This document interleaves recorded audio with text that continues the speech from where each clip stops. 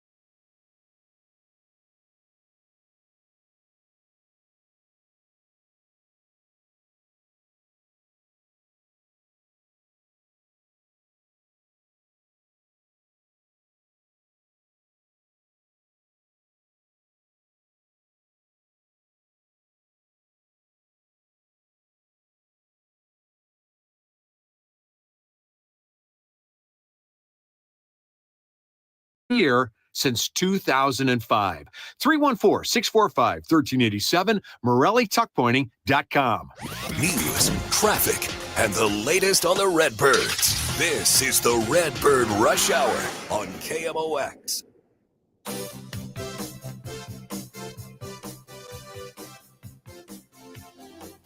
Well, guys, welcome into the Redbird Rush Hour here on 104.1 KMOX. Matt, Pauley, Kevin Wheeler. Can you tell how excited we are? It's a bummer, man. I mean, there's a lot to do today. We'll get to our peak performer in a few minutes. But let's just start off, and we'll push that off a little later than we normally do, Matt. Just initial thoughts. I mean, look, you get blown up in Arizona. You lose 2 out of 3 to historically, one of the worst teams in baseball history may end up being the worst team in baseball history. There can't be much doubt remaining, right? Unless you win the last 7 games before the trade deadline, this has to be sell what you got. Yeah, I like I've said, it would present itself in a way that we would all know the answer, and I think we all know the answer. Yeah, I mean, look, it's put it this way. I'd rather have this stretch now than after the deadline. Sure. I'd rather, rather than having them stand pat, rather than having, them actually add something and give up an asset. Not that they were going to add anything big, I don't think. But like rather than either of those things happening and then this happens, better this way. I think it's just for me, though, and I'm not disagreeing with anything you say. You're spot on, 100% right. It's just the stark difference of where this thing was at a month ago and where it's at right now. And I mentioned this earlier. Just some of these numbers are startling. Jeff Jones had tweeted the Cardinals joined the Washington Nationals as the only teams who have lost series to both the 24 White Sox and 25 Rockies. Derek Gould from the Post-Dispatch tweets out, the Rockies have their first shutout in 220 consecutive games. 220 consecutive games. Dude. I mean, this is not good. No. And look, this may bother some folks. I don't think it will, or it shouldn't. I think it's just the blatant reality. When you don't strike people out and you don't hit home runs, you don't have much room for error. None. No room. So when things go bad, you're done. I mean, this starting pitching guy, and Ollie talked about this on the Guest House Gang this week. He mentioned he used the quick term BABIP. For those that don't pay attention, that's batting average on ball in play. They got lucky on that. They had a lot of good fortune, and they do have a good defense. So, when the ball is in play and it's playable, they tend to make the play. But then there end up being balls that are not playable. And when you don't have the strikeout in your back pocket, which Andre Palante does not, which Miles Miklasz does not, which Eric Fetty did not until he was designated for assignment today. And we'll talk more about that in a few minutes. When you don't have those things and you don't have the 3-run homer in your back pocket, you have no room for error. And that's the hope moving forward, is that the new regime with Chaim Bloom leading the way will have, with both player acquisition and player development, more of those skills, because those are absolutely necessary in Major League Baseball in 2025. Pitching wise, you need strikeouts. Hitting wise, you need slug. The Cardinals don't have that. And I mean, look, they hit some doubles, but I mean, dingers matter. Yeah. They don't matter over all other things. Like the Cardinals have hit more home runs than the Milwaukee Brewers. But guess what other part the Brewers get? They pitch. Strikeouts. Yeah. They got guys in their rotation throwing 102 and throwing 97-mile-an-hour slider. And like they have probably, I haven't looked at it, but I think all 4 or 5 of their guys miss bats. I mean, even the guy they sent down, Patrick, was almost a strikeout per inning, and he's the guy that's knocked out of the rotation. Maybe the only guy that doesn't is Quintana. But you've got at least 3 or 4 that do, and a bullpen that blows people away. Yeah, so before Michael McGreevy was officially put in the rotation, so let's back up 24 hours. The Brewers pitcher with the worst ERA had a better ERA. Talking about starting pitching, and that's Quintana, had a better ERA than the Cardinals' best pitcher in the rotation. The guy they sent down to AAA has a better ERA than any Cardinals pitcher. Patrick has a 360 something in 90 innings. He's their 6th guy. He's the guy left out. So yeah, I think that, and these are all bigger picture things, but it's just kind of, this is why you are what you are. It's why you're streaky. Yeah. Because when things go your way, you win, because you do some good things. You do play great defense. You do have some depth in the lineup. They do put the ball in play, but that's not enough to avoid the streaks. And obviously, this is a bigger picture thing. When we come back after a quick traffic hit, let's talk a bit about like the roster stuff today. McGreevy's now here to stay. Obviously, Eric Fetty's been designated for assignment. We'll have a few other things to build off of all of that. So we'll do that on the other side of a quick hit of traffic. Tell you guys what's going on around downtown St. Louis here with Captain Roger Brand. Traffic from the MichaelsFlooringOutlet.com Traffic Center. Well, Kevin, right now they're working to clear a crash westbound 70 before Lake St. Louis Boulevard. They have all lanes shut down so they can drag everything over to the shoulder. It's in the left lane currently. If you're leaving downtown, westbound 70 is just a little backed up to Goodfellow Jennings Station, but you're pretty much at a standstill on westbound 70 from 79 all the way out to this crash. Again, it's before you get to Lake St. Louis Boulevard. Westbound 364, Youngerman out through Goodermuth, still pretty heavy. We had an earlier crash there past Mid Rivers they cleared. Westbound 64, Kings Highway headed out to Big Bend, Lindbergh out to 270, Clarkson to the Boone Bridge, and Lake St. Louis Boulevard to 70, all slow down. Southbound 270 backs up briefly at Olive, but it's basically slow down through Doherty Ferry, a little busy approaching Gravois. South 170 at Ladue, North 170, Rock Road headed up to 70 is slow. Westbound 44 a little busy downtown through the bridges, seeing a backup southbound Telegraph, at least heavy traffic down through Yeager. And westbound 44, you've got a jam coming through St. Clair, a tractor trailer fire just west of there. I'm Roger Brand in the MichaelsFlooringOutlet.com Traffic Center. All right, getting right back to the Redbird Rush Hour, Matt. So obviously we can talk about the news of the day. We have so much. We don't have time today, or at least I don't. You will on Sports Open Line. At least for these couple of segments, we don't have time to start talking about which teams are good trade matches and all that. I think that's going to become the conversation here for the next week and a half. But today, the news before the game that Eric Fetty was designated for assignment.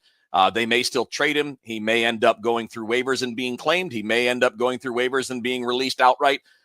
Any one of those things are possible at this point, and there are 7 days to sort that out. So we may not have any clarity on that, but I think it's pretty simple. He's not going to be a part of the rotation. Michael McGreevy is. I do not see anybody claiming him and picking up all $2+ million left on his salary for the year. I do see a scenario where he clears through waivers and then they work out a waiver deal where maybe they save a few bucks as opposed to paying him everything that he's got left. I guess. I mean, if that would just be like a normal trade, right? Well, cash consideration. So that's what I'm saying. So yeah. you can say, here, we'll eat $1 million and you take the rest or whatever. But so they played this all out, it seems, with the hope that they might be able to trade him. But I want to make the point that the damage done by running him out there, and this is not personal. Eric Fetty seems to be a really good guy. I'm talking performance only. His performance hurt the team beyond repair for the last 5 to 6 weeks. And will the return you get, whether that's saving $1 million or $2 million or some nobody, know nothing prospect, will that return make up for the damage done in terms of public relations with your fan base? No. Will that do?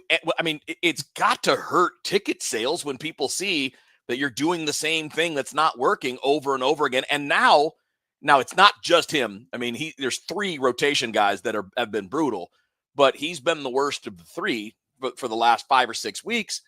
I just don't understand. The damage done by waiting cannot be repaired by any outcome on a deal. Hope can't be a strategy. And it feels like in many ways they were just hoping that Fetty would fall back into who he was when they acquired him last year from the White Sox or some version of that. And that all of a sudden his trade value would start to increase. But it went the exact opposite direction. They could not have played this any more poorly. His trade value plummets and he lost you games in the meantime. Yeah. I mean, again, I'll throw in the possibility that maybe somebody says, I can fix that guy. Yeah. We'll give you a bag of baseballs or $20,000 and we'll take half the contract from you or whatever. I mean, but it's not worth it. That's kind of my point. 3 good starts wasn't going to change the minds of talent evaluators. They've been watching this all year. They can look and see how much hard contact is there, how much his 2 primary pitches have been brutal. His cutter stinks. The only pitch that gets anybody out is the sweeper, and he doesn't throw it enough. And this is what drives me crazy is other teams see what we see. You're not going to fool them with 2 or 3 good starts Like, I don't understand for the life of me why you would damage the team by running a guy out there who's almost helpless. And I feel bad for Fetty, man. I thought he was a stand-up guy after the game last night. Look, he's like, I don't have any good answers, man. I just think that's paraphrasing, but it's basically what he said. And I can respect that. And I do feel bad for the guy. I don't understand this pipe dream. It's like the worst fantasy owner in your fantasy league thinks they're going to pawn off some piece of crap player for something of value. Nobody was going to give you anything that would be more important than the damage done by losing all these games. And now all you can hope for as an organization is that there is a team out there that will pick up some of the salary. The best, I think. So you do all that damage and you kill all those ticket sales for $1 million. Well, I think you're overstating the ticket sales thing. I don't think that. Hey, listen, if you had Michael McGreevy in making these starts, maybe you're already 3 games better than you've been. And if that's the case, you are going into Colorado in a wild card spot, and you might have a different perspective, and you might have won some of these games. Like, it doesn't mean it would be dramatically different, but this is going to be a sale now. That means everybody bails for August and September. If you're at least trying for a wild card, some people might hang around. That's where possibly seeing J.J. Weatherholt over the final months of the season could help in the other direction. I mean, not if you end up, yeah, to a degree, but I mean, not if you're already like 5 games under 500 and 9 games out of a playoff spot at that point. When was the last time that Cardinals fans were as excited about a prospect as Weatherholt? Like, it wasn't made. People were excited about Jordan Mason Walker. Wynn. Especially, I mean, Jordan Walker was like a top 7 prospect in baseball. Yeah, man. let me rephrase that then. In this type of situation where you're bringing a guy up at the end of the season.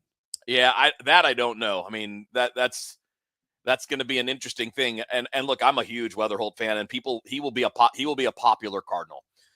He plays game hard. He's confident. He's good. And you know, I mean, to me, that's the kind of player that fans grow to love. Mm-hmm. And he's also got a chance to be a regular all-star, regardless of what position he plays. He's that good a hitter. But I don't know that he's going to inspire ticket sales for a team that's now it's going to end up being 5, 6, 7, 8 games out of a wild card spot. And at the same time, trading your closer and trading your setup man and trading another reliever. I mean, you know, you're going to be worse. You're going to lose more games after you trade those guys. Probably. Although, because this team is not playing great baseball right now, the amount that they drop, I think, is good not point. as, no, it's a good point. Yeah. It may just be incremental from where it's Right. been for the last month or so. Yeah, that's a good point. All right, we got one more segment. Matt Pauley, Kevin Wheeler with you here on the Redbird Rush Hour. We may squeeze in a couple of messages. There are a couple other topics that I hope we have time for. But if not, we always got tomorrow.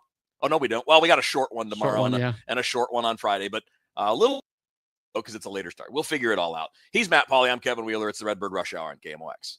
Cardinal Cowboy here. After proving the doctors wrong following my accident, I got back to baseball, started kicking field goals, and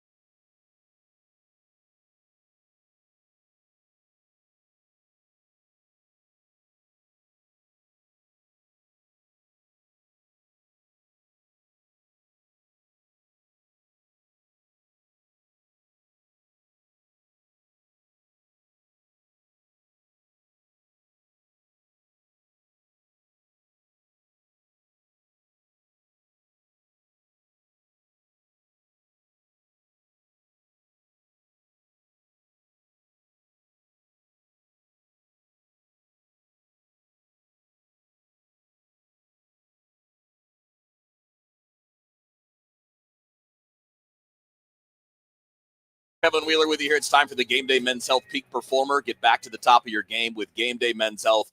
I wanted to talk about Kyle Leahy anyway, Matt, but yesterday he was more than just a baseball story. It's just it's his grandmother passed away. His family is in Denver, and she passed away the morning that he ended up pitching yesterday. So it was nice that he got to be around family with all of that. And then he went out and was phenomenal. And I know Ollie mentioned it last night too. That sure felt like building a guy up toward a start. Letting him go to 49 pitches. He was nails last night. He looked really good. What would be the argument against him replacing Miles Miklasz at some point? No argument. I think, in fact, to me, that almost felt intentional. He was going well. You got the emotional story, sure, and that's a great story. But also, you're short on starting pitching. Some of the other guys haven't taken the reins, and you've got some bullpen options, right? We saw Granillo throw well today. Swanson's an option. Maybe Ryan Fernandez at some point. He should have. Fernandez has been throwing well at Memphis. I don't know why he's not back yet. I don't know either, but maybe it's because of all this. You clear a little bit out, right? I mean, it looks like I'd be willing to bet 3 guys are out of here, right? I'd be willing to bet you that Matz and Helsley and Maton are going to be gone. So you're going to have room for these guys to come back. And look, Leahy's got the pitch mix. I don't know if it's going to be great, but Moe, there's no reason not to try right now. Yeah, there's no argument against it. He's going to out and man, I mean, he's going to outpitch 2 guys that are remaining with Palante and Michaelis, who are both still struggling. And you're in an okay spot with him. He threw 49 last night, so that means he could probably, if he pitches in 5 days, he could probably give you 60, 65 pitches. That might be able to get you 5 innings. And if you get 5 innings out of Kyle Leahy, that's fine. And at the next start after that, he can be 80, 85, and then all of a sudden you're right where you want to be. And, he was basically 50 last night. There's no reason you can't be 60, 65 the next time around. And he does have a long minor league history as a starter, right? It's not a new thing to him. So I would be shocked if they didn't do it, especially since Ollie did refer to it last night. He said his stuff was electric. You can throw him in the rotation at some point to see what he's capable of doing. Absolutely. Why not? Why not? You don't have a lot of other options that are ready. Matthews has struggled. You're not going there with a guy like Doyle this time of year. So give him a look, man. You got a lot of, and that also opens the opportunity to give looks to guys that are in the bullpen. Yeah. They've got the bullpen pieces to put in. We've seen the kind of impact Leahy has made as a reliever. Now let's see what he can do as a starter so you can really get him on whatever path you want him to be on. You want to find things out about guys? Well, find something out about Kyle Leahy. Yeah. And just, again, tip of the cap to him. A lot of respect for him handling a difficult family issue with his grandmother passing away the day that he pitched and then just going out there and being awesome. So I didn't know that story, and we're playing the audio from him in postgame yesterday night. And he talks about how, his grandmother not eaten in like 12 days, and she was just trying to stay alive until he could get to town with the team, and he got to see her the night before and passed. Kevin, I'm losing it. Like I'm emotionally, and then it ends, and I'm in the middle of the network post game, and I got to throw this thing to break, and I'm just trying to get words out of my mouth because what an emotional, like real human thing, and just learning that story on the fly and listening to him tell it. Whew, that was tough.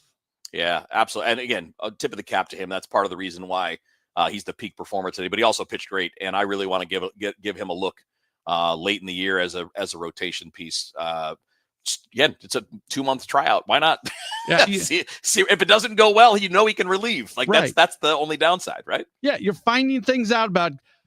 Okay, so when the season got started, they said that this was a year about finding things out about guys. Yeah. And then the team started playing really good baseball, and they were solidly in the playoff mix, solidly in the divisional mix, and it felt like our focus started to shift towards how good can this team be? Can they win the division? Can they get a wild card spot? They're not buried in the wild card position right now. That's still not completely out of the question. It doesn't seem likely right now, but I think it can kind of go back to what the messaging was before the season even got started about what the goal was for this season. Yeah, and there's just, the lineup, we don't have time to kind of dig into it and break it down right now, but there just isn't enough.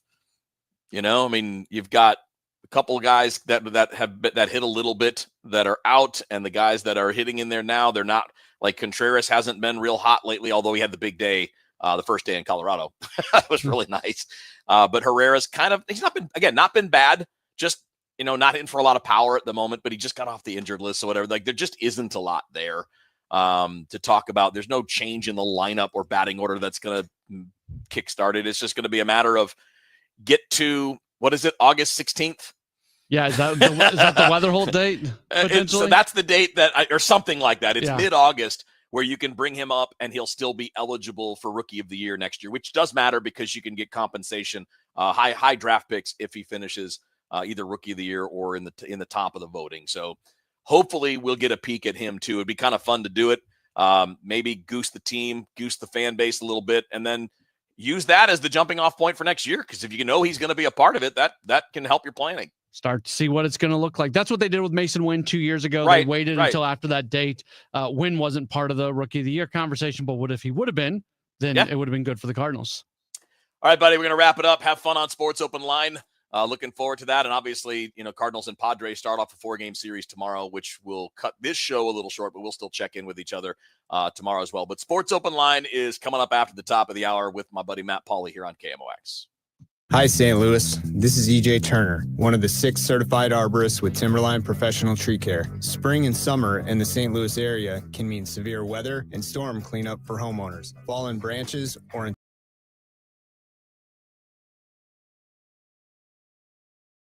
of homeowners are injured or even killed while trying to trim, remove, or clean up trees that have fallen. These injuries are often the result of falls from ladders or roofs, cuts from the chainsaws, or the tree itself striking the homeowner. We've all seen the YouTube videos. Don't let yourself or loved one become the next victim. At Timberline, we all have the knowledge and equipment to safely and efficiently remove that tree or tree branch from your home, structure, or yard. Go ahead and save our 24-hour number to your phone. It's 636-479-7475. Again, 636-479-7475, or visit our website at stltreecare.com. Calling all soccer fans. The Premier League is coming to STL.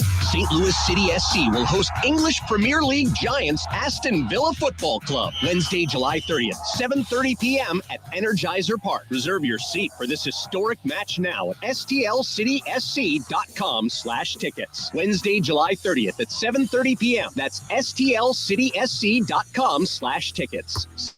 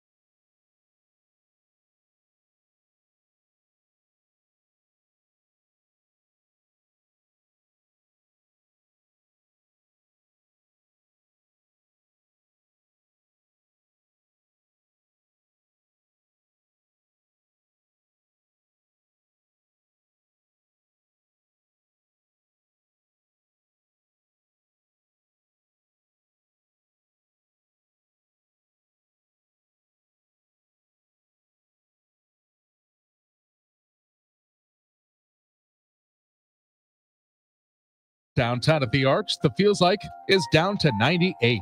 I'm Michael Calhoun, KMOX News. Come on, let's get going now. From KMOX Sports. We're primed and ready. All day, baby. Man, let's go. This is the Gray Bar Sports Open Live. Gray Bar, your distributor for electrical and datacom needs on 104.1 FM, KMOX. Here we go. Welcome in. It's a Gray Bar Sports Open Line right here on KMOX. My name is Matt Pauley. We are taking you until 8 o'clock this evening after what was just a miserable Cardinals game today. They lose to Colorado by a 6-0 score, losing 2 out of 3 against a Rockies team that might set the record for the worst season in the history of Major League Baseball. The Eric Fedde era does come to an end earlier in the day. He was designated for assignment. That will make Cardinals fans somewhat happy, but some will also ask why it took as long as it did after he had another poor outing yesterday.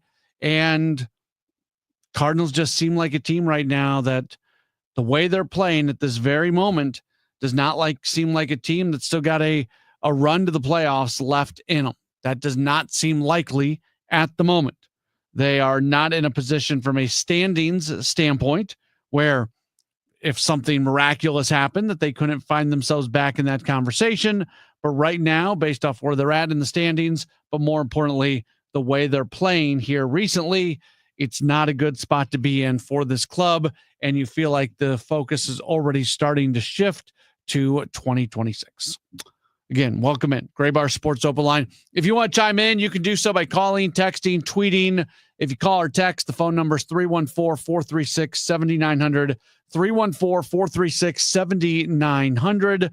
That's how you get in contact with the program. We'll open up the phone lines a little bit later on. We always do that for sure on days of Cardinal Day games where we don't get the calls during the extra inning show. We will have really the final half hour of the program is kind of opened up for that. So from 7:30 on, there's going to be an opportunity for you to call in and chime in and talk through what you're thinking, what you're feeling, how you would assess what's going on right now. And we will welcome those phone calls in, but you can always text in and you can always tweet at me at Matt Pauley on air. And you can always leave a chat or a message on the video chat as well. For those of you who are watching on Facebook, Twitter, and YouTube, for those of you who are listening on radio, this might not make a whole lot of sense, but we'll do like individual video broadcast for the different shows. So like we'll do Redbird Rush Hour and then that will end. And then we'll do a new show for Sports Open Line. So everybody who's watching on Redbird Rush Hour has to go to a new video stream. Well, today we just combined it all. Extra innings, Redbird Rush Hour, Sports Open Line, all into one thing. So with that, pretty good conversation going on. There's a lot of Cardinals conversation going on amongst the people who are watching it right now. And that's fun to follow along with as well as we go through this show tonight. Oliver Marmol said it. In case you missed it, I'll replay for you just the very start of Marmol's pregame or postgame talk today, because how he identified this game says a lot. Not a whole lot offensively. Approaches weren't very good. In my opinion, that's the worst game we played. That audio courtesy of FanDuel Sports Network Midwest. Worst game they've played this year. That's what he said right there. I can't disagree. They did not look good at the plate. We talked about this yesterday in Redbird Rush Hour because Ollie was asked very specifically by Bernie Miklasz during the Gas House game yesterday about whether or not this team is quitting. And Ollie pushed back, and he pushed back in a very hard way, saying there's a difference between quitting and failing, and the team is failing right now. Now, it kind of all looks the same, right? When I read from people, oh, this team is quitting. Like I understand why you say that. I agree with Ollie, but does it really matter? Right? Like if it looks like a duck, sounds like a duck, it's probably a duck, but what if it's not a duck? And that's kind of the situation right now where it does look like they're giving in. It does look like the approach is not great. I don't think it's quitting. I think it's failing, but it all looks the same and it's not good right now. They're a week out from the trade deadline. And this is not to pat myself on the back and say I told you so, because I get a lot of stuff wrong. But all the while people wanted to say, oh, are they going to buy or they sell? Should they buy? Should they sell? And I didn't want to have that conversation. And I kept saying it's going to, in all likelihood, it's going to present itself in a very obvious way of what it is, what the decision should be. I think we're moving in that direction. If they go crazy for the next week at home against the Padres and against the Marlins going into the trade deadline, can that start to change some type of thinking? I don't want to say no, but it's really hard to believe that that's going to happen. And maybe I'm just kind of stuck right now because I'm pretty disappointed in the way the team played today and the fact that they lost 2 out of 3 against Colorado. And to get shut out today, what was that number again? Let me, I want to make sure I get this right. Derek Gould tweeted this out. This is amazing. And mind you, the starting pitcher for the Rockies today was a guy who he did have a handful of big league starts this year, but he was getting called up from AAA Albuquerque. This was a minor league guy coming up. This was like a 6th starter for the Rockies coming up. And for the Rockies, it was their first shutout in 220 consecutive games. That's not 220 consecutive games at Coors Field. That's just 220 consecutive games. The Rockies' first shutout. That is, that's not good. That's not good. And there's just, the Cardinals are, for, it seems like more often than not lately, the Cardinals like star of the game, the best players or the best performances that you take note of are from relief pitchers who are somewhat pitching in mop-up duty, and they've got to score more runs. They got to get better starting pitching. There's a lot of things they got to do. In fact, we're going to talk with Bernie Miklasz in just a few moments. He had a really interesting video today over at STL Sports Central talking about the deterioration of Cardinals starting pitching and how that's connected to the developing pitching. And we'll talk with him about that and a few other things. We'll do that in just a moment. Don't go anywhere. This is a Gray Bar Sports Open Line on KMOX.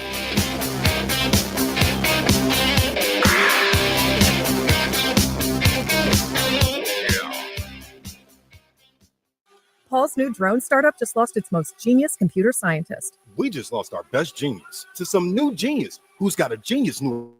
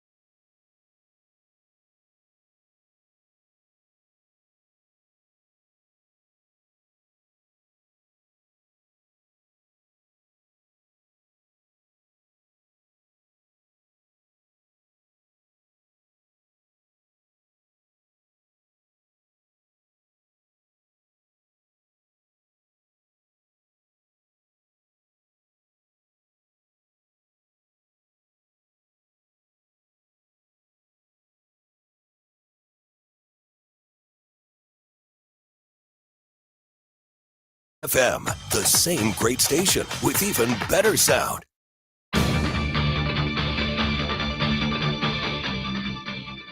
It's Great Bar Sports Open Line right here on KMOX. My name is Matt Pauley. Very happy to welcome on this guy, courtesy of our friends at Saliga Heating and Cooling. He is Bernie Miklasz. Of course, you hear him on the Gas House Gang. You hear him on Redbird Rush Hour.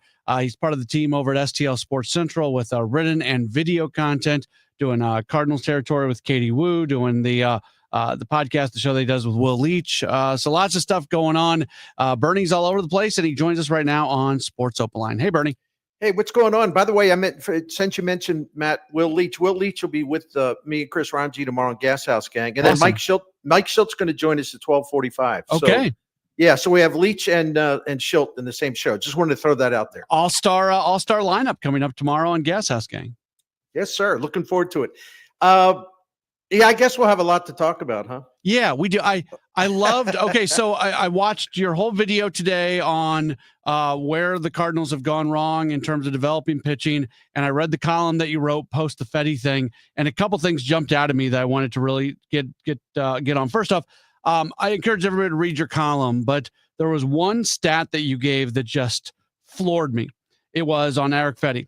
This season, 65 Major League Baseball starting pitchers have handled 100 innings or more. Among the 65, Fetty ranks 64th in ERA, 65th in strikeouts, 65th in strikeout to walk ratio, and 65th in WHIP.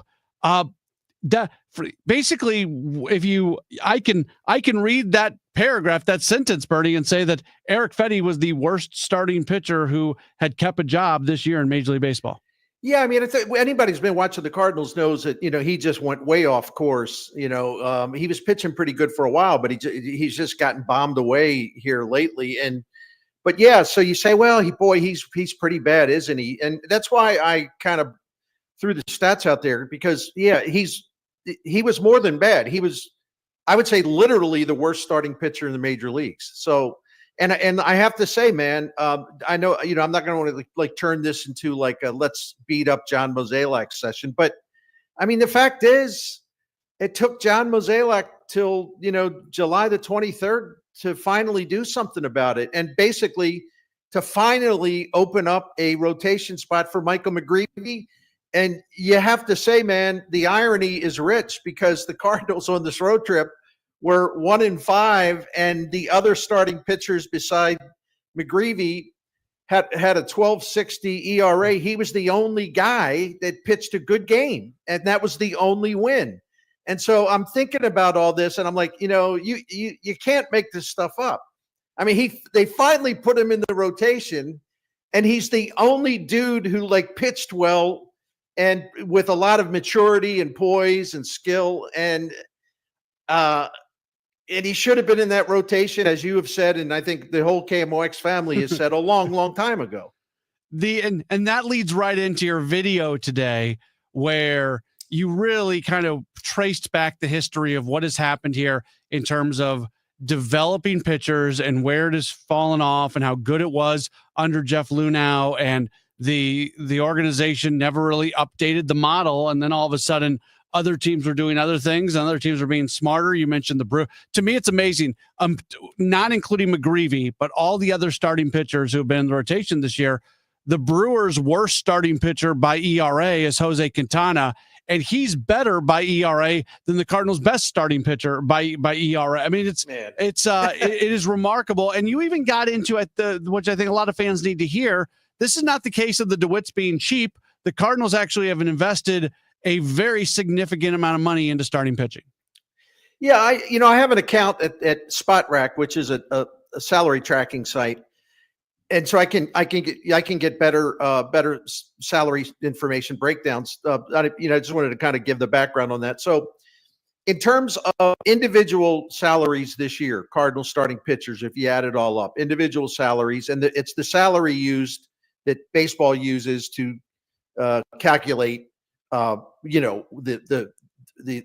luxury tax threshold, but anyway, those salaries combined translate into the Cardinals funding their starting rotation this season, the seventh highest total of dollars in the majors. 7th highest total of dollars in the majors just for 2025, not the overall big contracts, just salaries for 2025.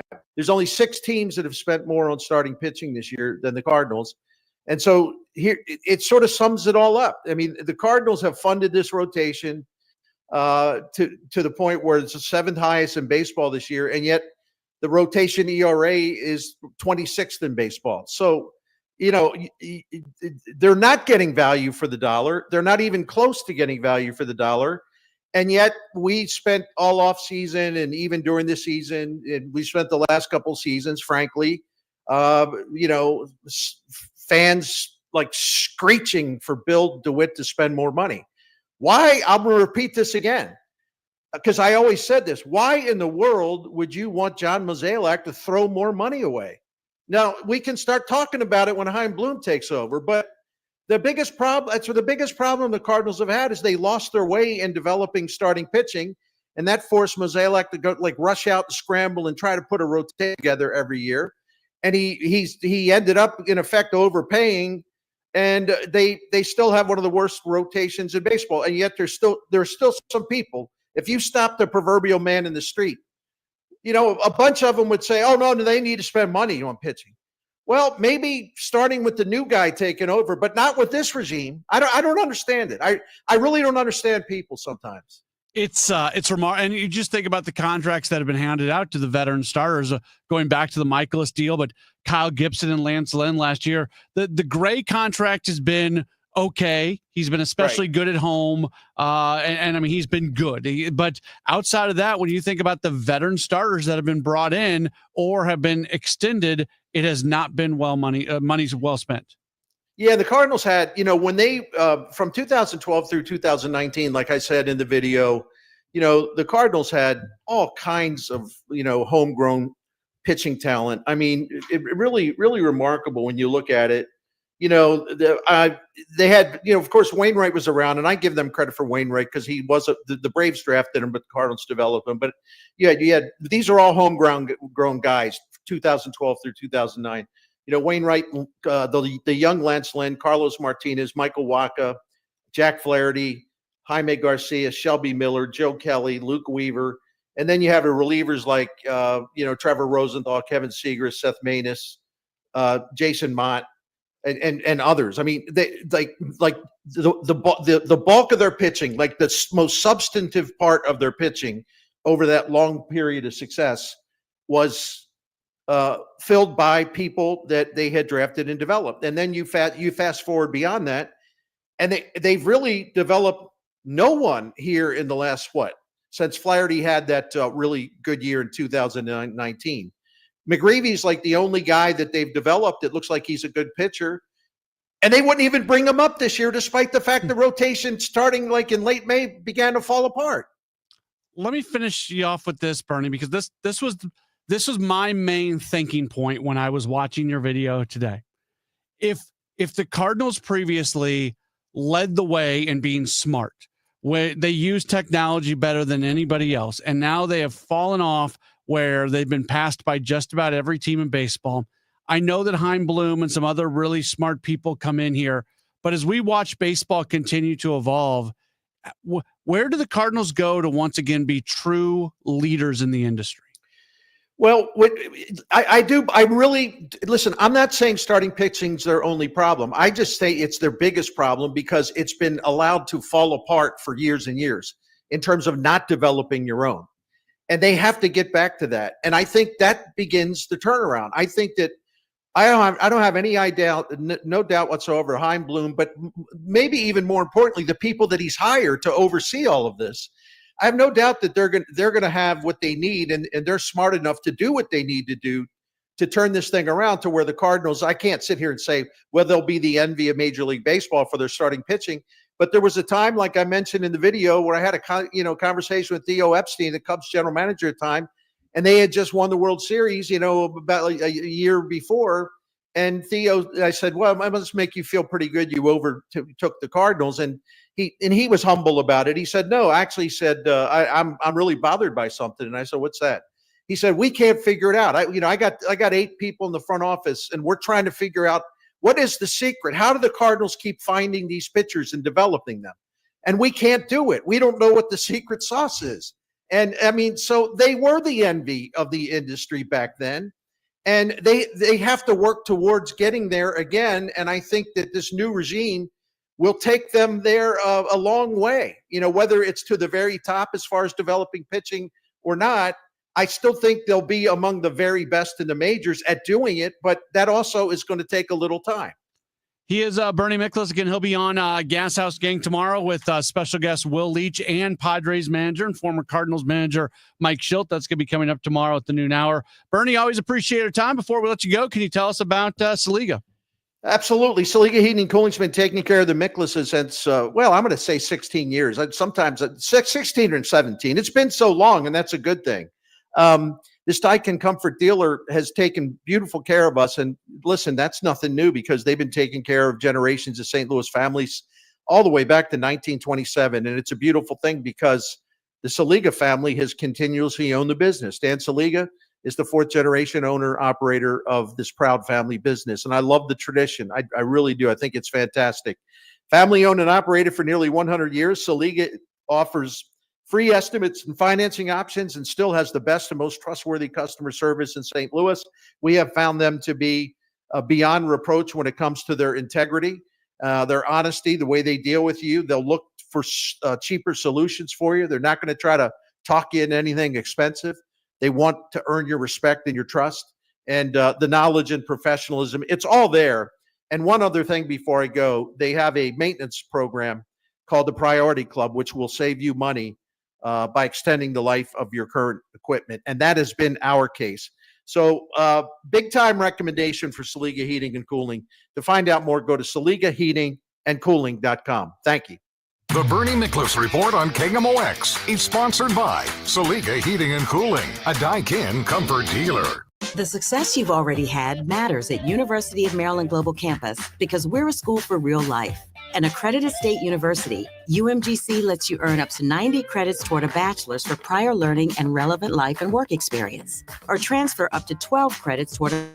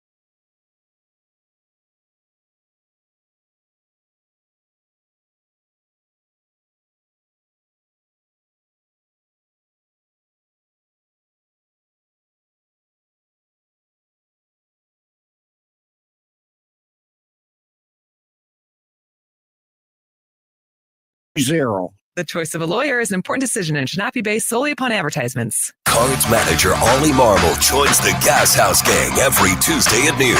Sponsored by Siteman Cancer Center on the voice of the Cardinals, 104.1 FM, KMOX. It's a Great Bar Sports Open Line right here on KMOX. My name's Matt Pauley. We are doing mostly Cardinals talk here for the program today. Might get into a little city. There's a report out there that Klaus is being moved to a new team. And to me, the thing that jumps out about that, two things. And again, I'm not we'll try to get a soccer expert on at some point to talk about this maybe. But just another face of the franchise walking out the door. But also, Lutz was on with Tom Ackerman this past Sunday and was incredibly disgusted by the way the team played the last time out and basically said changes were coming. Well, that's a pretty big change. So we'll try to get into City a little bit throughout the program today, but mostly we are here to talk Cardinals baseball. I see this in the chat coming through. Tommy, who is a loyal viewer, listener of our programs here with KMOX Sports, said, Tuesday on the Gas House Gang, Marmol took offense when Bernie asked if his team quit. Well, after today, he got his answer. Tommy, with all due respect, I don't think Marmol took offense, but I'll play it for you because I think if you listen just nonstop to KMOX, this is going to be the third time you've heard this because you heard the whole Ali interview yesterday, and then you heard us talking about this on Redbird Rush Hour. But I do think this answer from Ali on yesterday's Gas House Gang does take a little bit of it is more enlightening to listen to it through the lens of what happened today, where the Cardinals were completely non-competitive against a terrible, terrible, terrible baseball team.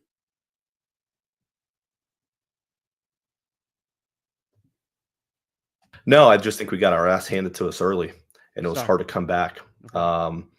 When you look at some of the defensive plays and the way guys were still going about, the attention to detail was there. When you quit, there's a difference between being flat and quitting and just getting beat. We got beat. And when you look at the at-bats and guys are still getting after it, they're just failing. Okay. Like there's a difference there. If you think Nato or Contreras or Mason or one of these guys are quitting, I'd love for you to have that conversation with them. I'd love for you to tell Donovan that he's quitting on the club. I'd love for you to tell Burleson that he's quitting on the club, because that's far from it.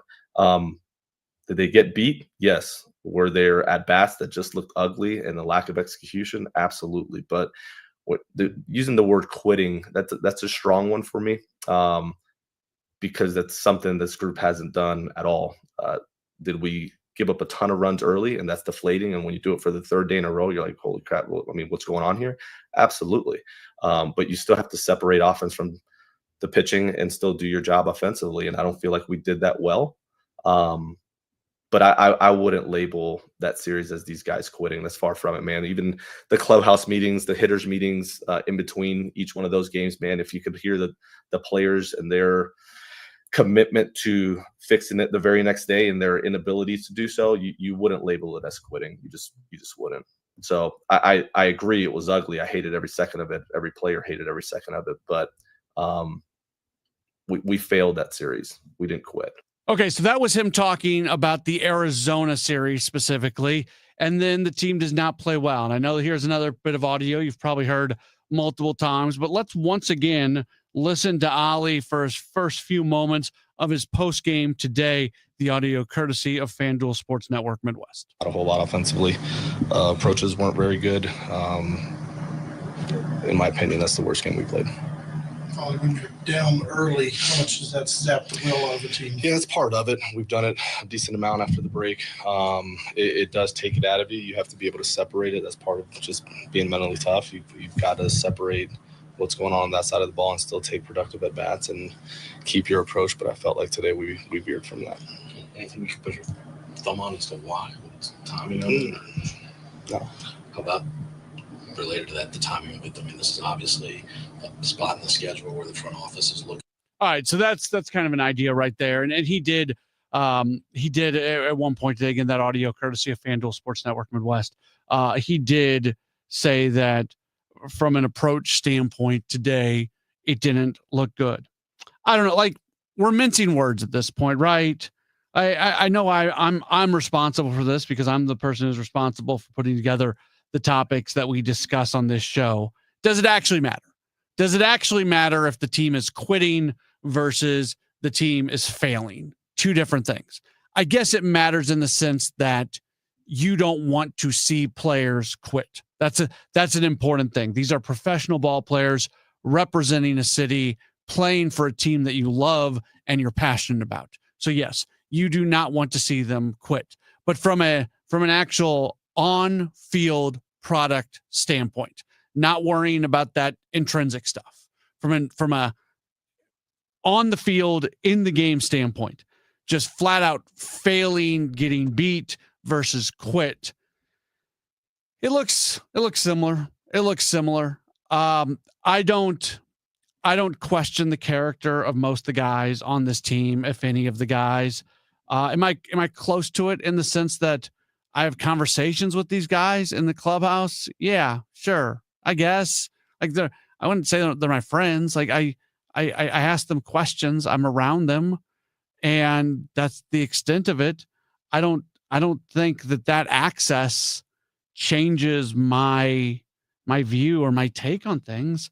I think it's a really good group of dudes who do care. And right now it's a talent issue more than anything else. And it's also the deflation, right? And that's what that a lot of people have certainly mentioned that. And we're getting a million comments on the chat, so it's hard for me to go back and find exactly what I'm looking for. But the idea that once again the team is in an early hole, and that allows the starting pitcher that you're facing to kind of puff out their chest a little bit and just go, yeah. And then from an offensive group standpoint, that also you feel deflated. It's here we go again. It's the here we go again thing. Yeah, I keep thinking about, and maybe I'm putting too much definition to some words that were stated, and I'm not trying to put words in other people's mouths. They can speak for themselves and they can say what they want to say. So I'm careful when I read in. I like to just listen to the actual words that are being said and not read into it, because sometimes that can be a little bit dangerous. But when Wilson Contreras, after the McGreevy game, goes on record emphatically stating that Michael McGreevy deserves to stay and deserves to be in the rotation, to me, that almost feels like this is a guy who is so frustrated with what's happening from a starting pitching standpoint and just almost pleading to the organization to have guys in the rotation who can give the team a chance.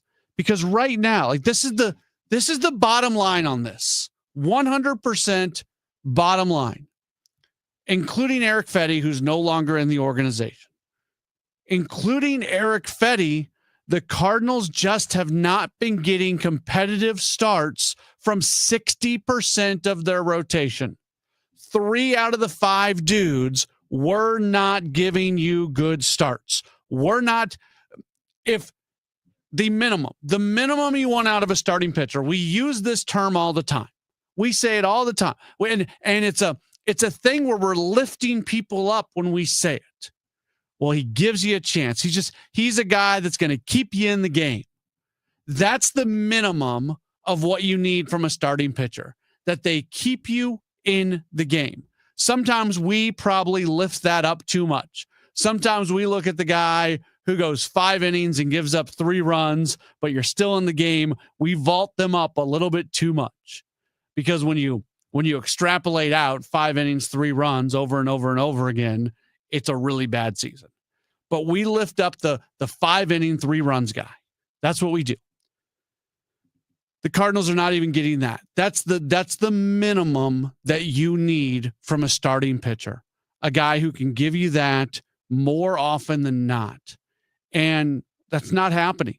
So today, the Cardinals are down 4-0 before they can blink because Andre Palante is struggling. And here's the frustrating thing when talking about Palante. He kind of did what he's supposed to do. He pitched to contact. Was there some hard contact in there? Yes, certainly there was. But hit after hit after those hits being strung out together, like that doesn't happen in today's baseball. Yet it happened today for the Rockies against Palante. And for all the people out there that push back when you hear about swing and miss pitchers, because there's a lot of them, there's a lot of people that push back on that. What's happening right now with Cardinals starting pitching is the number one reason that starting pitching has struggled the way it has. They don't have swing and miss. And it is an astonishing fact what Bernie Miklasz brought up earlier in this show, that of every team in Major League Baseball, the Cardinals have spent the 7th most amount on starting pitching.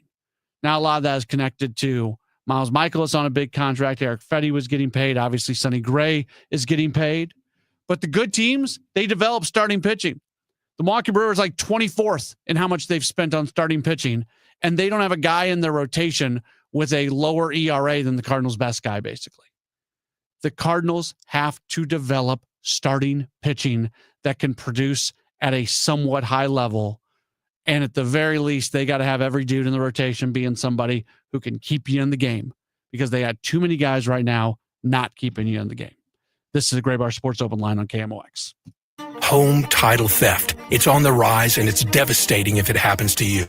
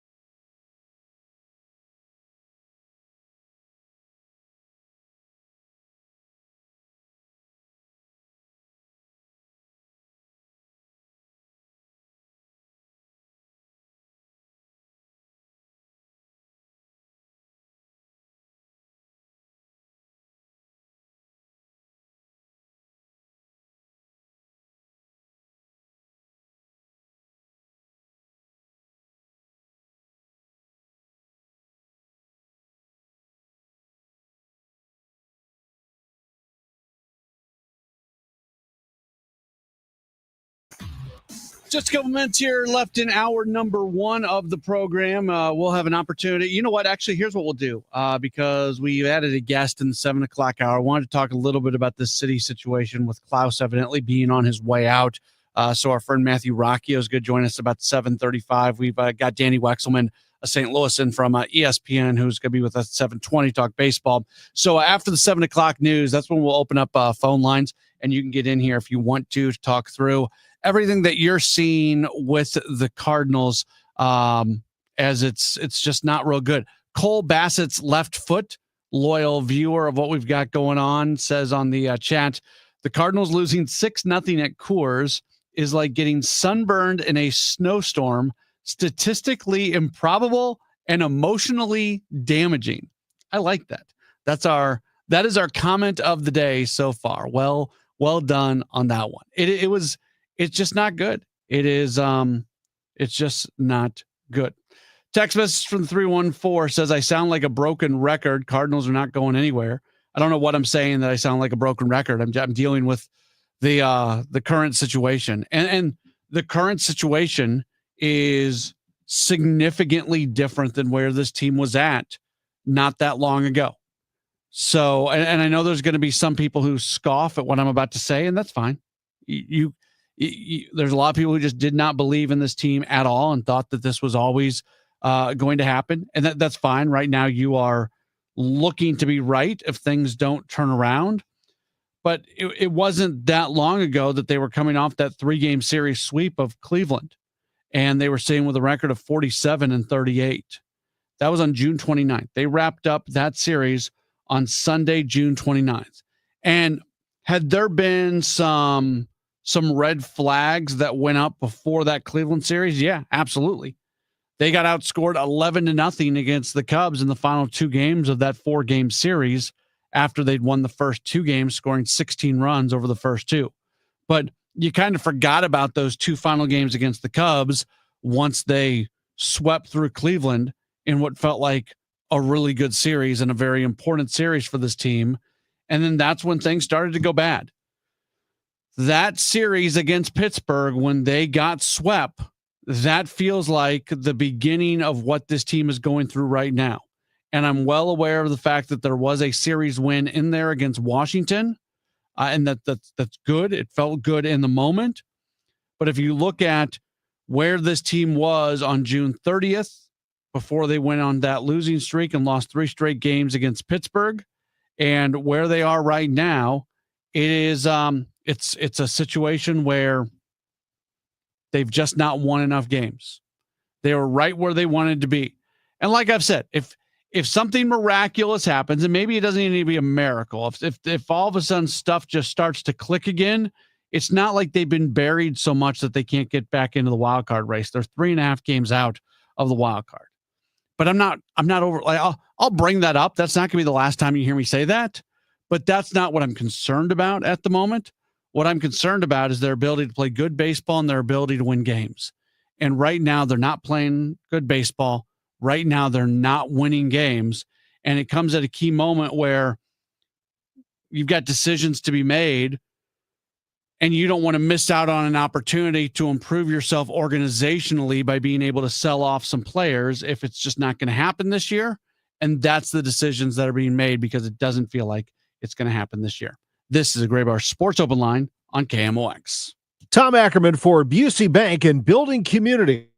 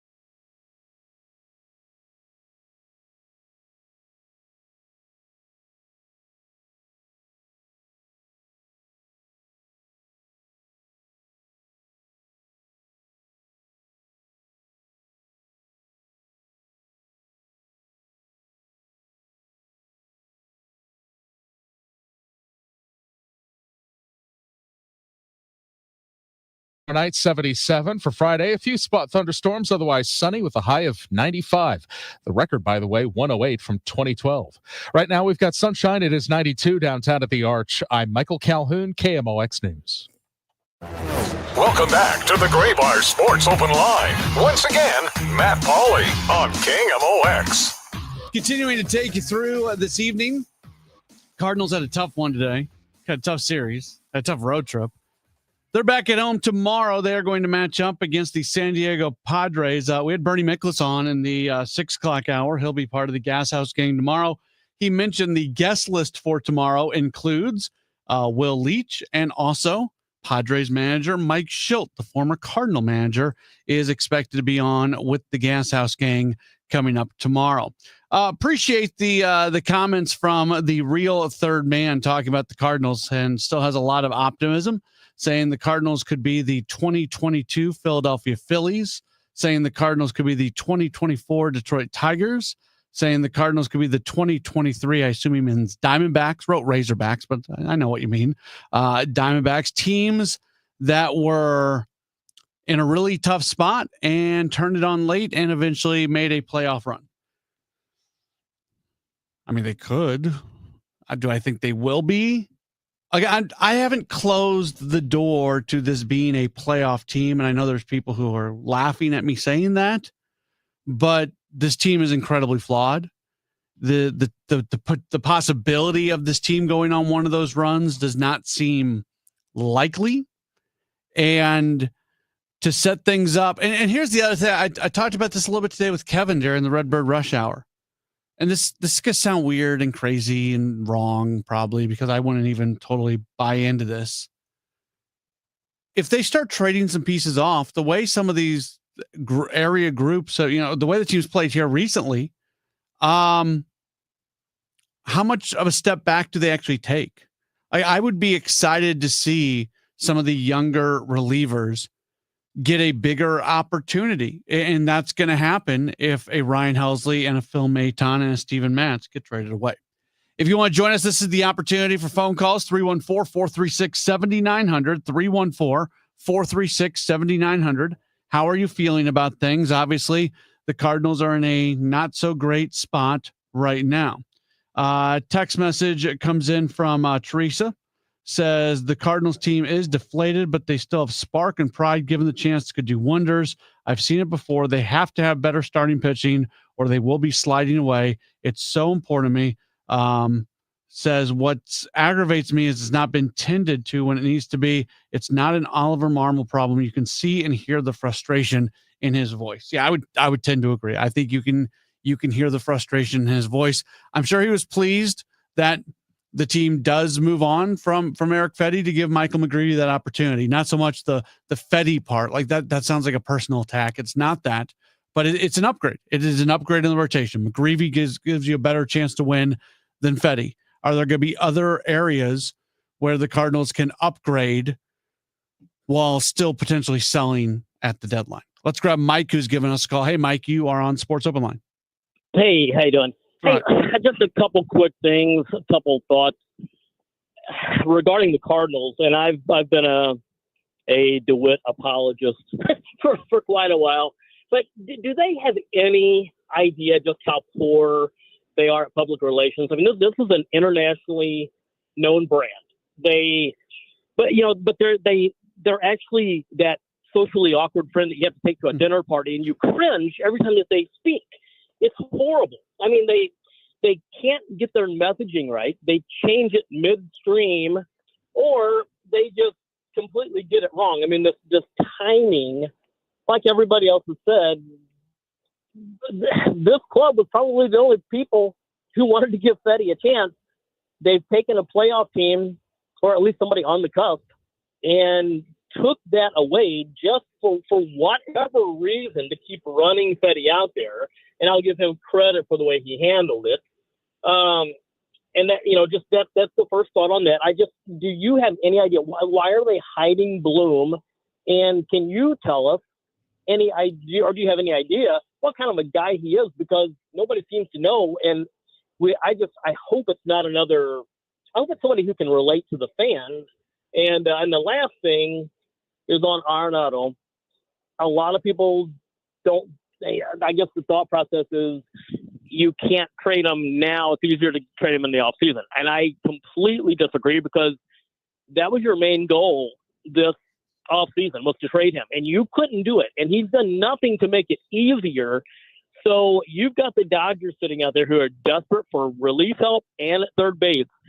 You do whatever you have to do. And if it means sending Helsley with him, which I would hate to do it, but if you look at the return that you would get individually and the money that you're going to have to pay for Arenado, if you can get that money off the books, you then free up 2 roster spots, and you can go out and get a power bat for the outfield. You eliminate. Yeah, you don't get anything in return, or very little, but what is more important right now, this lineup needs somebody in there daily that can actually make a difference. Yeah, Mike, you bet. I appreciate the phone call. So if it takes Helsley to move Arenado and you're not going to get much in return, I'm not doing it. Ryan Helsley is the single most valuable player who is likely to get traded. Now, if they were to trade a Brendan Donovan or a Mason Wynn, that would be different. But those aren't on the list of guys that you think there's a really high probability that they would trade. So of the guys who there's a high probability they would trade, Ryan Helsley is the guy who gets you the most return. So no, I would not package Helsley as a way to move the Arenado contract. Now, and the other side of this, I just don't know how much interest Arenado has. Even we know that the Cardinals would have to eat a lot of the payroll for him for next year, especially in a couple of years, the number goes down to a respectable spot, but it's still tough next year. I think they're willing to do that. They were willing to do that when that Astros deal was in place. So that's fine. Everything I read, everything I see is there's not a whole lot of interest from other teams for Arenado, and you can't force other teams to be interested. So that's maybe something presents itself in the next week. If it does, and it's a team that he'd be willing to go to, that would be great. But I don't think there's a ton of interest in terms of who Chaim Bloom is as a guy. Man, this is a great dude. There's just salt of the earth human being who I do think Cardinals fans are going to be able to relate to. I've had a handful of conversations with him when I see him around the ballpark. I've never once spoken to him about baseball stuff. I like just talking to him to get to know him a little bit, ask him how his family's doing, the moving process, all that sort of stuff. I really enjoy talking to Chaim Bloom, and his track record as a baseball guy, especially when you see what he did in Tampa, speaks for itself. Super, super smart guy. He's going to make mostly good decisions. If you want to base the decisions he's going to make based off the people he's brought in, the Rob Serfolios, the Matt Pierponts, the Larry Days, home run all the way around. Real quick, we got time for just one more call before we get to a break and a guest. Steve has given us a call. Hey, Steve, you are on Sports Open Line. Yeah, I love listening. You're great. I think the problem the Cardinals have is the Cardinal fans are very knowledgeable. I would argue that I'm 60 years old and lived all over the country, was born here. They know when they're being fed a line, and I think, and I hate to say this because I don't think Ollie's done a bad job, but it's the fans talking. It's the people that come in and buy the hot dogs and drink the beer and buy the tickets and watch it on TV. To a man, 80% of the people that regime has to, I know it's going away, but so many people feel, right or wrong, and you can speak to it, that Ollie is a Mozeliak apologist. This whole mantra of Mozeliak putting his nose in the air and talking to the fans as if we're village idiots and acting like and giving these half answers. The guy that just spoke was exactly right. We're not idiots. And what's going on is we see this stodgy. Well, we won 10 straight playoffs. We did this, we did that. This team is a disaster because of John Mozeliak. I love the Cardinals, but this is a mess. And I think you've got to. I hope that Bloom comes in and takes Ollie out with Mozeliak. And I don't think Ollie's done a horrible job, but the perception by the fans is that he's a John Mozeliak mouthpiece, and this thing reeks. Steve, I appreciate it. We got to get to break here because I got a guest coming up.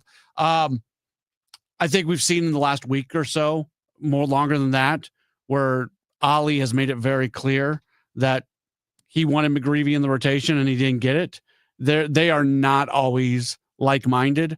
I understand the reason that sometimes people say that about Ali. I push back on it, and I think we've seen more lately. And I would just remind people, the guy who was sitting in the chair before Ali lost the job because of the amount of pushback that he gave. And that was always something that I think was hovering over the head of what's going on here. I would love to see Oliver Marmol be able to manage this team when Chaim Bloom is the person making the decisions and see what that looks like. Danny Wexelman from ESPN joins us next. It's a Graybar Sports Open Line on KMOX. This is the story of the one. As a lineman, he does whatever it takes to keep the power on in his community. And he wants a partner like Grainger who does the same. Grainger offers the professional-grade products he needs, from voltage detectors to harnesses to hard hats, plus fast, dependable delivery, so he can rise to every challenge. Call 1-800-GRAINGER, click Grainger.com, or just stop by. Grainger.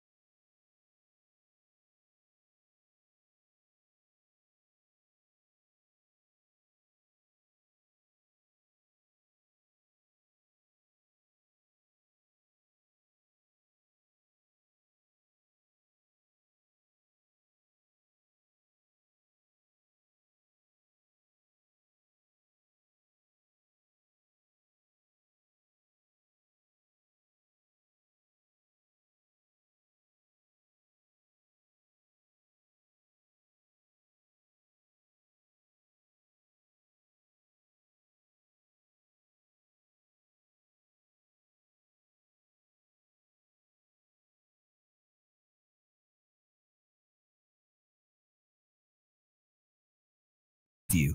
Paid for by NHTSA. News, talk, cards. 104.1 FM KMOX.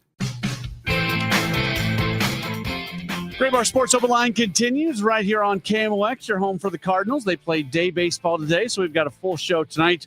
Mike Schilt and the San Diego Padres rolling into town for a 4-game series tomorrow night. You can hear it right here on KMOX. Again, Schilt will be on the Gas House Gang tomorrow during the 12 o'clock hour. Will Leach will also join tomorrow as Chris Ranji and Bernie Miklasz will be with you. Right now, we are incredibly happy to welcome on one of our favorite people to be able to talk baseball with. She is a St. Louisan, originally covers the game for ESPN in addition to some other outlets. She is Danny Wexelman. You follow her on Twitter at Danny, D-A-N-I, Wex, W-E-X. Danny, thanks for taking the time. How are you?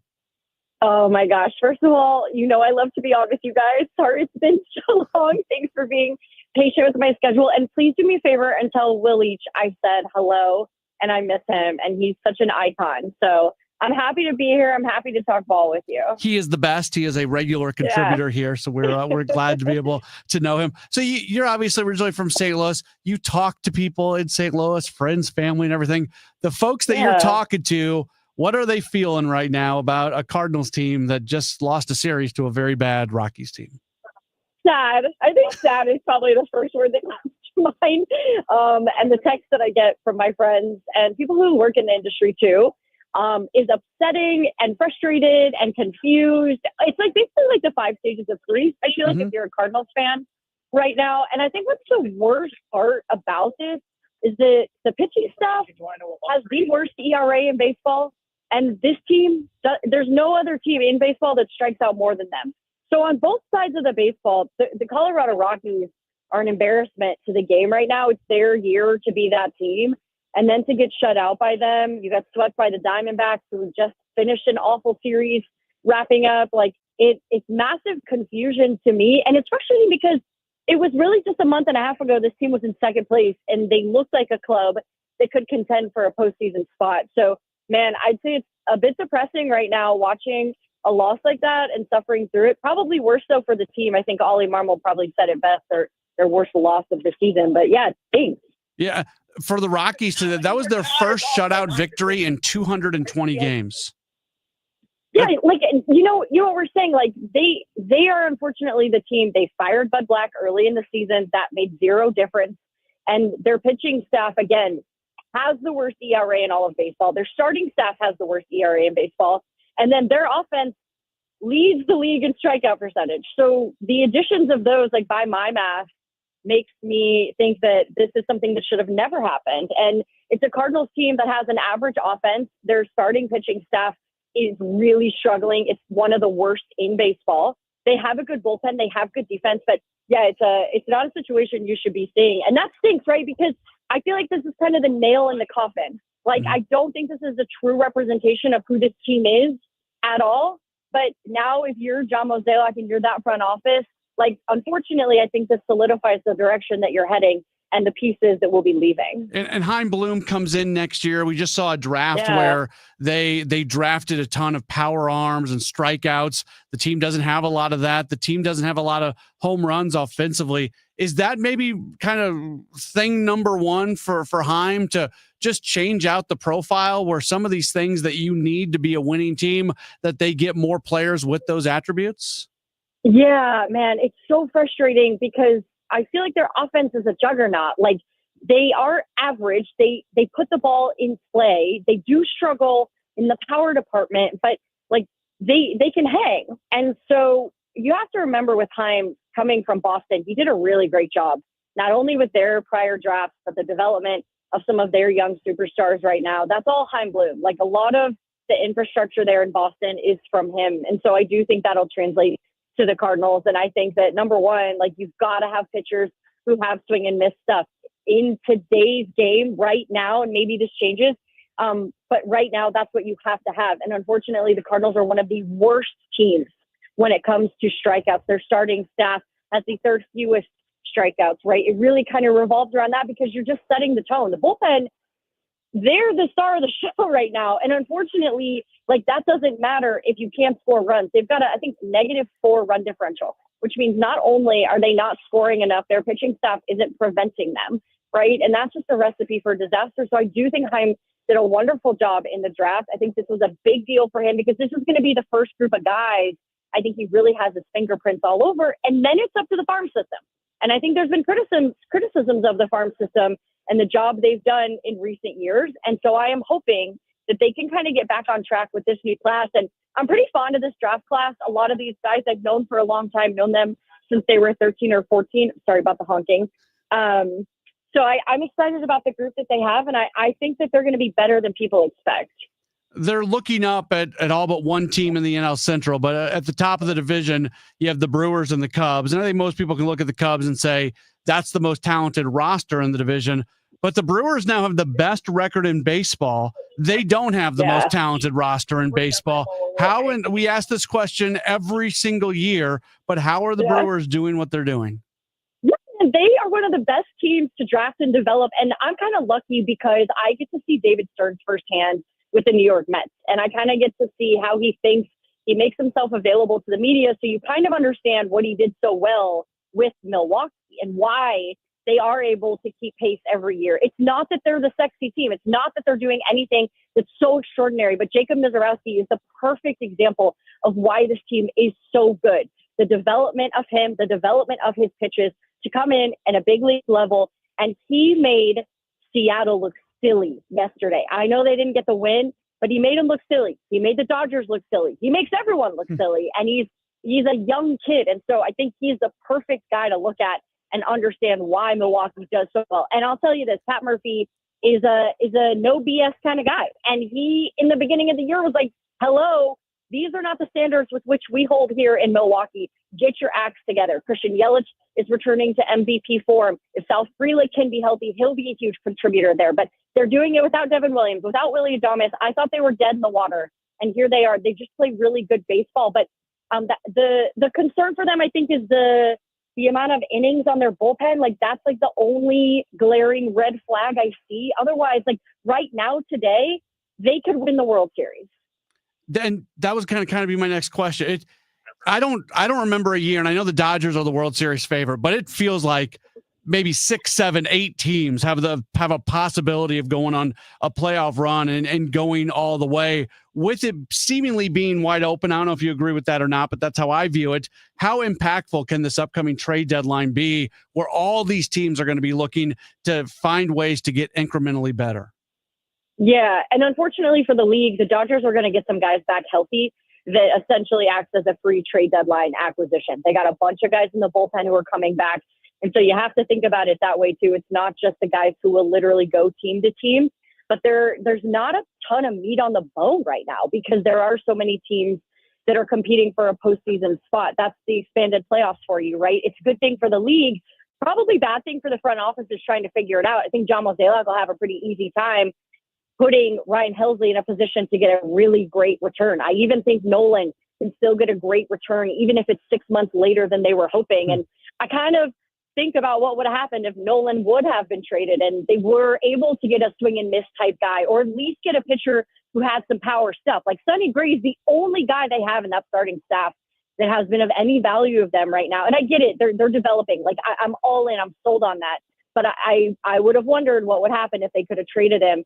So I think, Eugenio Suarez of the Arizona Diamondbacks is the hottest name right now because he is top 3 in home runs in the league. He's hit 8 in the last 2 weeks. He's an amazing clubhouse guy, and he can play third base. The Yankees need a third baseman, right? For the Cubs, I think that they need another arm. They probably could add to their pitching staff in some impactful way. They've done a good job balancing out their lineup, but I think that they're going to be all in. They see the window they have. They traded for Kyle Tucker, right? You don't go trade for a rental guy for 1 year if you're not going to bolster at the trade deadline. And Milwaukee could use help in the bullpen too. So it's going to be really fascinating. I think teams are still figuring it out, but Arizona, I think, is going to completely unload a lot of different guys. Merrill Kelly, who obviously, and Zach Gallen, who the Cardinals are familiar with. He came up through the organization. So yeah, it's going to be chaos. I don't think we're going to see much today or tomorrow, but I think teams are seeing the bigger picture at this point. So we'll see some movement soon. She is Danny Wexelman, originally from St. Louis. She's awesome to talk baseball with. Danny,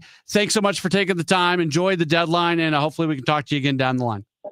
Anytime. Thanks for having me. And hi to my mom. Hi to St. Louis. I miss you guys. Awesome. Very good. That's Danny Wexelman joining us here on the program. We appreciate her spending some time with us. We are going to shift gears a bit in our next segment because when you think about I was about to say Mount Rushmore. Like, I don't know, the current individuals who are kind of the faces of the different organizations. So if you want to think of it as a Mount Rushmore, go ahead. Klaus for City SC is one of those guys, and he appears to be on the way out. We'll talk about that coming up in just a moment, as a guy who has been as impactful out of everybody who's ever played for that team, not named Berkey, seemingly on his way out of St. Louis. So I think it's worth talking about. We'll do that coming up in just a moment. This is a Gray Bar Sports Open Line on KMOX.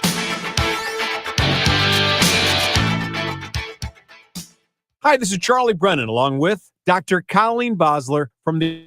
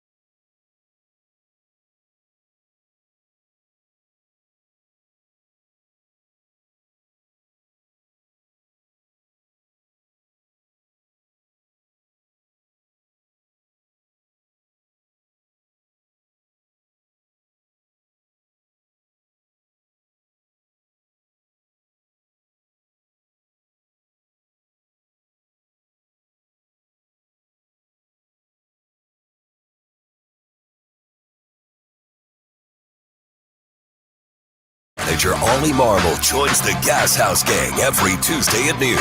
Sponsored by Siteman Cancer Center on the voice of the Cardinals, 104.1 FM, KMOX. It's a Gray Bar Sports Open Line right here on KMOX. We've been talking mostly Cardinals baseball since we ended Cardinals Radio Network coverage. Obviously, they are in a tough spot. Wanted to mention City SC just for a few moments, though, because there's some news coming down, and we're very happy to welcome on our own, but also part of the team over at STL Sports Central covering City SC. It is Matthew Rocchio. Matthew, thanks for taking some time. How are you? Of course, Pauley. Thank you so much for having me. Hey, we got a message earlier about you, just kind of out of nowhere. Is it your birthday today? It is my birthday. Thank you very much for noticing. Appreciate that. Happy birthday. Thank you. I know coming on this program is a great thing to do on your birthday. Do you have special birthday plans beyond this radio appearance?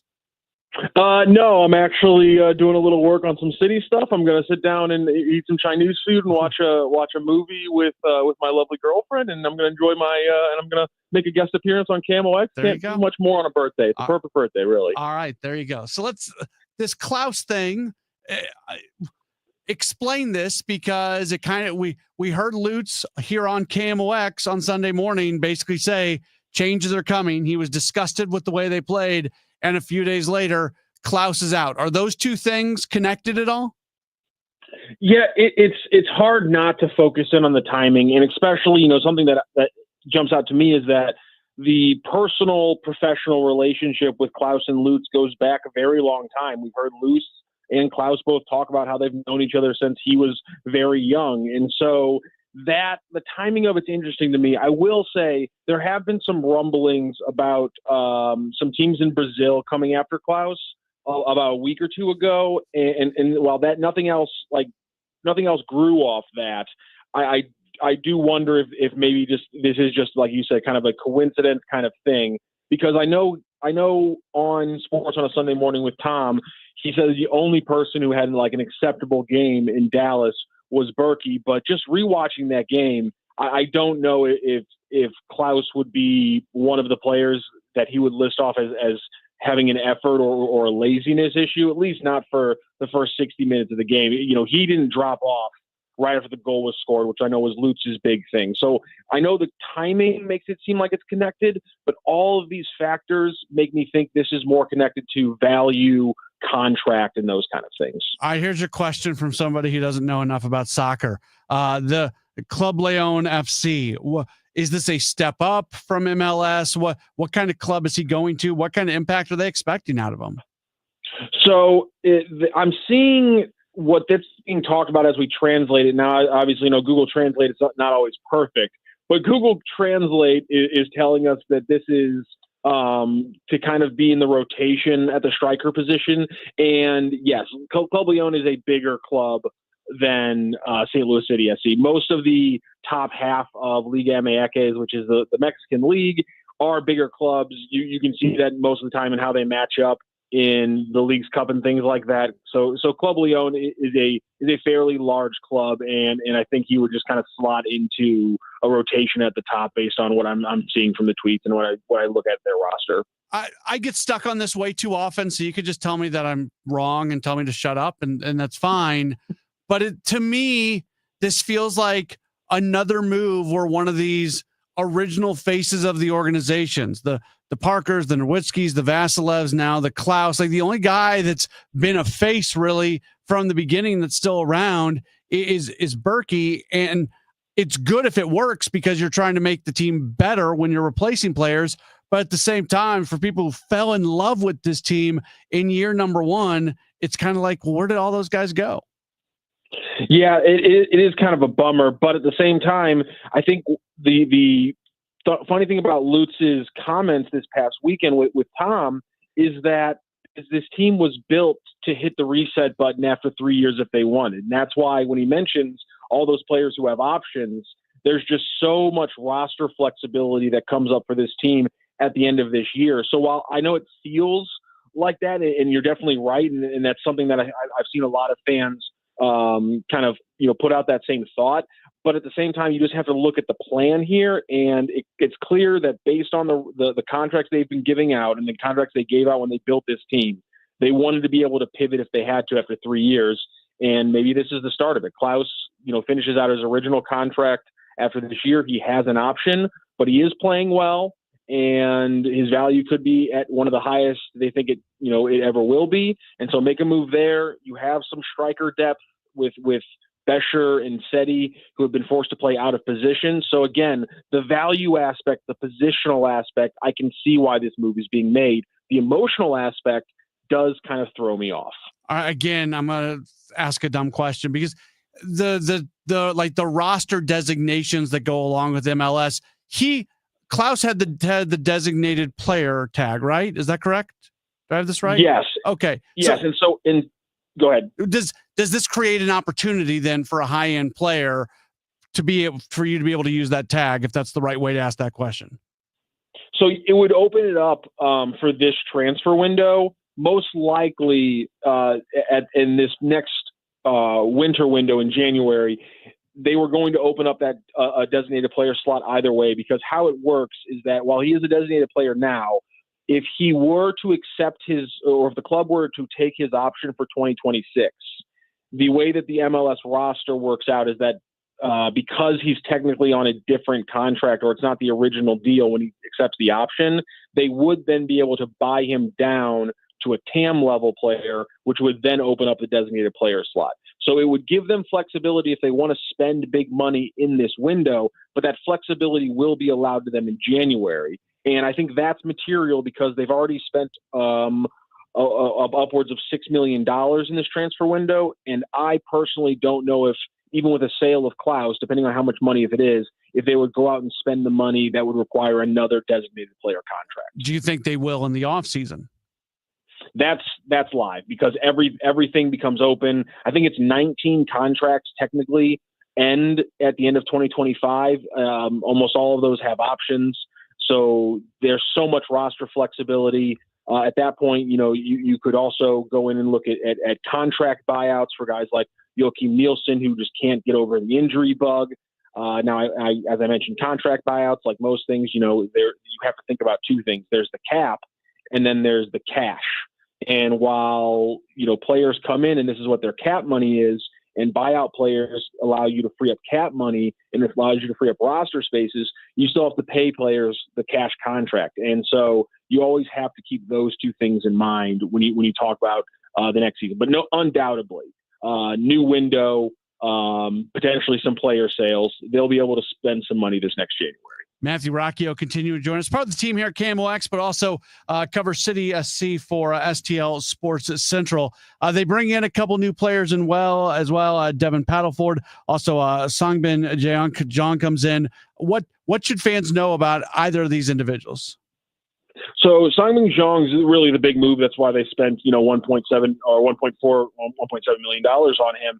And really, if you know City, Rasmus Alm's a player that they haven't had this year. They finally put him on the season-ending injury list, and his job was pretty simple. He's just supposed to bomb up and down the right side of the flank, providing an attacking edge in the final third on that right side, combining with Thomas Totland to be dangerous on that right side. And City has not had that at any point this season because they haven't had Rasmus Alm. And because of that, they've been playing Simon Besher or Cedric Teuchert out of position on that right flank. So Songbin Jeong allows you to play a out-and-out classical right winger who plays there, who's comfortable there, who has shown that he can produce from that position in this formation in MLS. So it's a big move, and it allows them to really play their system to its fullest. And then Paddleford really just reinforces what they have at the back. He's been more of a center back at times for Minnesota in their 5-back formation, but in this 4-back formation for St. Louis City, it's looking like they're profiling him more as an outside left back.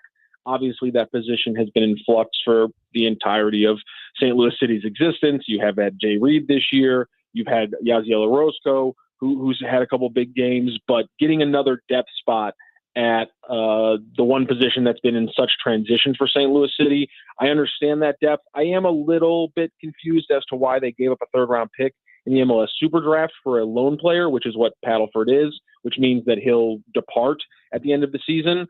So one of the things that we hope to find out tomorrow at the pregame press conference is whether or not maybe at the transfer window press conference with Lutz in a couple weeks, whether or not there's an option to buy him, because it would seem like an odd move. And just to put this in baseball terms, you can literally use the word loan now that we're at the trade deadline. It seems like an odd move to give up a 3rd-round draft pick for a 6-month loan when you're in a losing season. Matthew Rocchio covers City SC for STL Sports Central. You said you're working on some stuff. What can folks expect if they want to take in some of your City content over at STL Sports Central?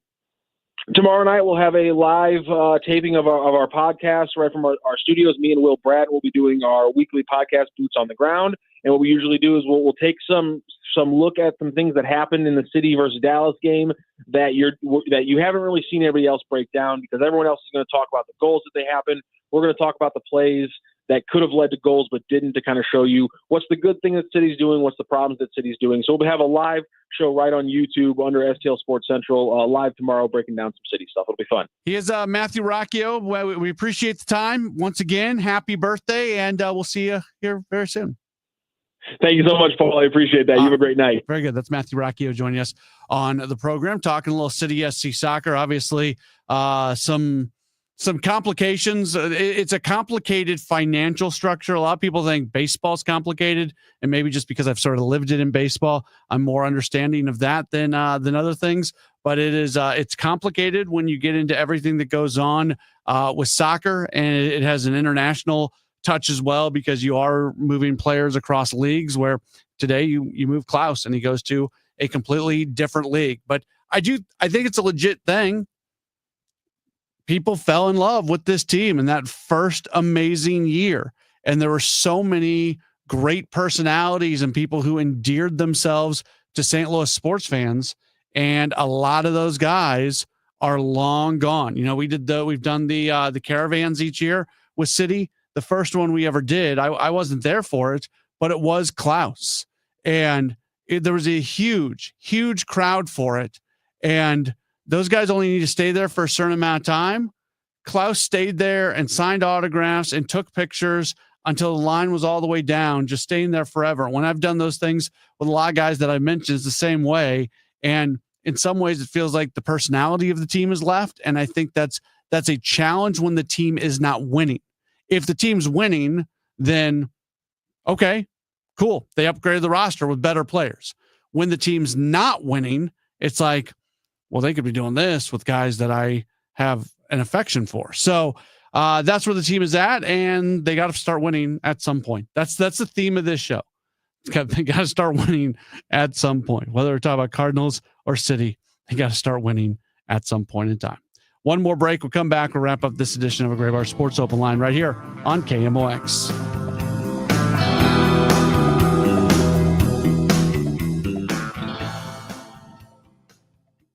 Paul's new drone startup just lost its most genius computer scientist.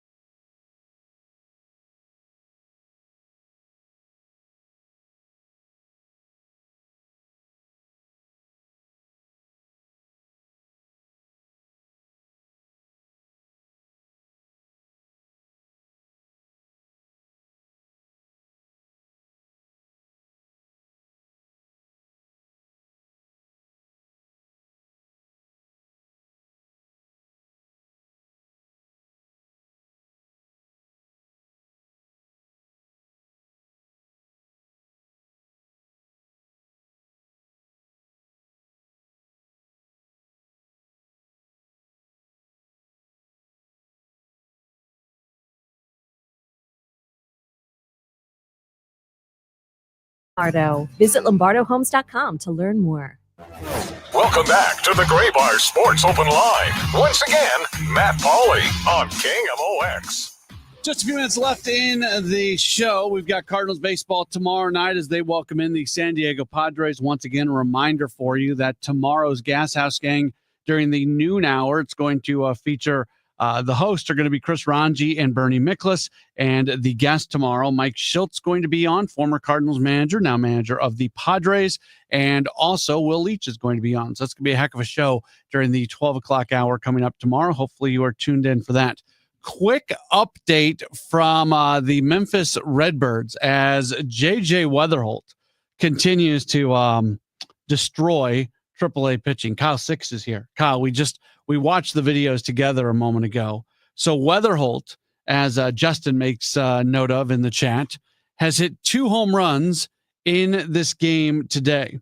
The first home run that he hits leaves the bat at 101 miles per hour. It travels 409 feet. That's a pretty good poke. It's a pretty good poke. Yeah. All right. Second home run that he hits leaves the bat at 105 miles per hour, and that thing travels 444 feet. An absolute bomb from Weatherholt, who is not having any issues whatsoever with what he's seen at AAA.